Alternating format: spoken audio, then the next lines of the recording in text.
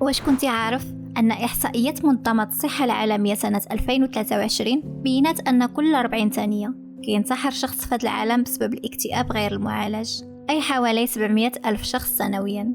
أكيد أنت دابا في هذه اللحظة كتساءل شنو السر مور هذا الرقم المهول؟ الجواب بسيط: إهمال علاج الاكتئاب والاستهانة به. فإذا سمعتي شي حد كيهضر بهذه الطريقة ما بقاش عندي أمل، ما بقيتش بغيت نعيش في هذه الحياة، بدا كيهمل راسو، ما بقاش كيهتم بالنظافة الشخصية ديالو، كيعطي حوايجو اللي كيبغيهم بلا سبب، فهنا راك قدام شخص كيواجه خطر حقيقي، شخص محتاج للمساعدة، محتاج اللي يسمع ليه بلا حكم، يشجعوا على العلاج، حيت العلاج عمره ما كان ضعف بل شجاعة خاصها التصفيق. الاكتئاب بحال جميع الأمراض اللي كتطلب منا نوقفوا عليها ونعالجوها، ما نستهنوش به وما نكروش الوجود ديالو، نطلبوا الدعم باش نوقفوا على رجلينا من جديد. إلا عجبك الفيديو ما تنساش تخلي متابعة وتبارطاجيه مع الناس اللي كتعرف، قدر يكون شي حد محتاج يسمعه.